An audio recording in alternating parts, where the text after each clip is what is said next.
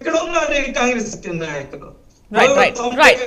షేక్ బాజీ గారికి అవకాశం ఇద్దాం, టైం అయిపోతుంది. షేక్ బాజీ గారు, ఇప్పుడు పెద్దవారు ఆంజనేయ రెడ్డి గారు నేనైతే ఈ రకమైన అసత్యాలు చెప్తారని ఊహించలా. ఇప్పుడు అంబేద్కర్ గారిని కాంగ్రెస్ అవమానించినట్టయితే ఈ దేశానికి న్యాయశాఖ మంత్రి ఎవరండి? స్వాతంత్రం వచ్చిన తర్వాత మొట్టమొదటి న్యాయశాఖ మంత్రి ఎవరిచ్చారు? కాంగ్రెస్ గౌరవించి ఆయనకి మంత్రి పదవి ఇవ్వలేదా? తర్వాత ఆయన 2 సార్లు విడిగా పోటీ చేసి ఓడిపోయినా గానీ రాజ్యసభ ఇవ్వలేదా? ఇవి ఎన్ని చరిత్రను మర్చిపోతే ఎట్లా?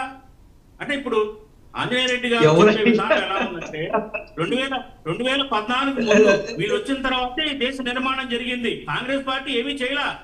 స్వాతంత్రం వచ్చిన తర్వాత వీళ్ళు వచ్చిన 2014 వరకు కూడా ఇన్ని సంవత్సరాల్లో ఏం డెవలప్మెంట్ చేసింది ఏమీ లేదు. అది వాళ్ళ ఉద్దేశం. వీళ్ళు వచ్చిన తర్వాతే దేశం వెలిగిపోతా ఉంది, దేశం అభివృద్ధి చెందుతా ఉంది, ఇంకేం జరగల. ఎందుకంటే మాట మీరు బీజేపీ ప్రతినిధిగా మాట్లాడండి, తప్పు లేదు. కానీ మరి మిగిలి వచ్చి అవాస్తవాలు మాట్లాడటం కరెక్ట్ కాదు. నేనేమడుగుతున్నాను, మన సబ్జెక్ట్ ఏంటి? ఆర్ఎస్ఎస్ గురించి మాట్లాడుకుంటున్నాం. ప్రపంచం అంతానికి తెలిసిన సత్యం ఏంటి? ఆర్ఎస్ఎస్ లేకపోతే బీజేపీ లేదు. బీజేపీ మనుగడ అంతా ఆర్ఎస్ఎస్ తోటే అనేది అందరికి తెలిసిన సత్యం. అవునన్నా కాదన్నా గానీ కానీ కాదంటున్నారు కదా ఆంజనేయ రెడ్డి గారు. ఆర్ఎస్ఎస్ జాతీయ భావజాలంతో ఈ దేశ సమైక్యతకి సమగ్రతకి కట్టుబడి ఉన్న పవిత్రమైన త్రివర్ణ పతాకాన్ని ఎందుకు దూరంగా ఉంటుంది? సమాధానం చెప్పండి. ఎందుకు దూరంగా ఉంటుంది చెప్పండి.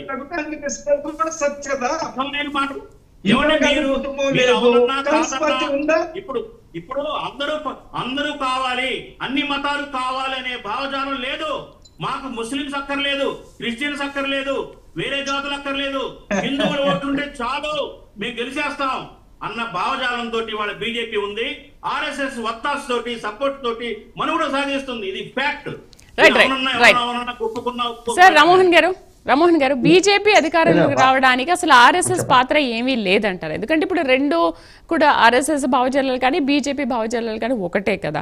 ఇప్పుడు వాళ్ళు చేస్తున్న సేవా కార్యక్రమాలు కావచ్చు, లేకపోతే ప్రచార కార్యక్రమాలు కావచ్చు, వీటన్నిటిలో కూడా ఆర్ఎస్ఎస్ కీలక పాత్ర పోషించింది.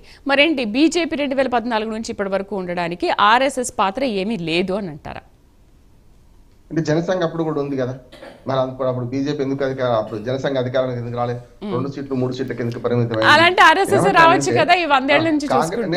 కాంగ్రెస్ పార్టీ ఎక్కడ వీక్ అయింది, బీజేపీ ఎక్కడ గెలుస్తుందా? మరి రాజకీయ వ్యూహం వేరుగా ఉన్నది. ఇది యాక్చువల్ గా ఆర్ఎస్ఎస్ పక్కన పెట్టిన కాంగ్రెస్ పార్టీ ఎక్కడ వీక్ అవుతుందో డైరెక్ట్ కాంగ్రెస్ టు బీజేపీ ఎక్కడ పోటీ ఉంది అక్కడ మాత్రమే కాంగ్రెస్ పార్టీ ఓడిపోతుంది. చూడండి మీరు ఎక్కడ మిగతా చోట్ల ఎక్కడైనా కాంగ్రెస్ పార్టీ ఓడిపోయింది అక్కడ, లేకపోతే 3వ స్థానం మిగిలిపోయింది కదా. 2 పార్టీల మధ్య పోటీ ఉన్నప్పుడు వాళ్ళు ప్రజలు నిర్ణయిస్తున్నారు. ఒకటి నేను కాదంటలేదు, ఆర్ఎస్ఎస్ పాత్ర రాజకీయాలు చాలా పెద్ద ఎత్తున ఉంది. వాళ్ళ ఇద్దరు ప్రధానమంత్రులు, ఒక ఉప ప్రధానమంత్రి అయ్యిండు, చాలా మంది దేవేంద్ర ఫడ్నవీస్, ఇప్పుడు వాళ్ళ మహారాష్ట్ర ముఖ్యమంత్రి గడ్కరీ, రాజ్నాథ్ సింగ్, ఎంతమంది ఉన్నారండి? నేనంటే 100 మంది మంచి నాయకులను ఆర్ఎస్ఎస్ అన్నాను ఒకసేపటికి అందించింది కదా అంటున్నాను. ఇప్పుడు అంబేద్కర్ న్యాయశాఖ మంత్రి ఇచ్చిండ్రు, అదే అంబేద్కర్ కాంగ్రెస్ పార్టీని విమర్శించి బయటకు పోయింది కదా. అదే ఉప ప్రధాని అయిన మనకు సర్దార్ వల్లభాయ్ పటేల్ కాంగ్రెస్ పార్టీ నుంచి విమర్శించారు కదా, చనిపోయి బతికిపోయింది కానీ, లేకపోతే ఆయన కూడా బయటకు పోయేటోడు అంటే మొరాజ్ చేసే కాంగ్రెస్ పార్టీ కదా. చంద్రశేఖర్ రాజకీయంగా చూడకండి, మీరు ఒకటే సంతుష్టీకరణ రాజకీయాలలో మీరు ముస్లింలను కానీ లేకుంటే ఇతర మైనార్టీలను పట్టుకొని ఇప్పటిదాకా మైనార్టీ ఓట్లు ఏకపక్షంగా పడ్డే కనుక ఎన్ బ్లాక్ అయింది. హిందువులు చీలిపోయినరు, ఇవాళ హిందువులు ఐక్యం అవుతున్నారు. నేను స్పష్టంగా మీరు జయంగా ఐక్యమవుతున్నారు అంటున్నాను. ఈ ఐక్యతను దెబ్బతీయాలంటే ఆర్ఎస్ఎస్ విమర్శిస్తున్నారు మీరు. ఆర్ఎస్ఎస్ పాత్ర ఉన్నది, రాజకీయాలు లేకుండా లేదు. 100 ఏళ్లలో నేను చెప్పిన ప్రధానమంత్రి నుంచి పొంది అందరు గెలిపించడం ఉంటది. అంతేందుకు మన ఆదిలాబాద్ జిల్లాలో ఒక ఎంపీ గెలిస్తే నేను ఒక సర్వేకి వెళ్ళాను. అక్కడ ఆదిలాబాద్ జిల్లాలో పెద్దగా లేదు బీజేపీ, కానీ ఆర్ఎస్ఎస్ కలం గెలిపించింది అక్కడ అని చెప్పాను.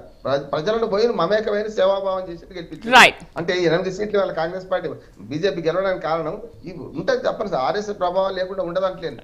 ఆర్ఎస్ఎస్ విమర్శించే ముందు, తీవ్రవాద సంస్థగా మీరు ముద్ర వేసే ముందు ఇతర వామపక్ష మతవాద ముస్లిం మతవాద తీవ్రవాద సంస్థల సంగతి ఏంది మీ అభిప్రాయం చెప్పాల్సిన అవసరం ఉంది ఎలా అంటున్నాను. రైట్, డిబేట్ లో పార్టిసిపేట్ చేసినందుకు కర్ణాట ఆంజనేయ రెడ్డి గారికి, షేక్ బాజీ గారికి, బండారు రామ్మోహన్ రావు గారికి థ్యాంక్ యూ అండి. Thank you very much. ఇది వాళ్ళ హాట్ టాపిక్. రేపటి హాట్ టాపిక్ లో మళ్ళీ కలుద్దాం. నమస్తే.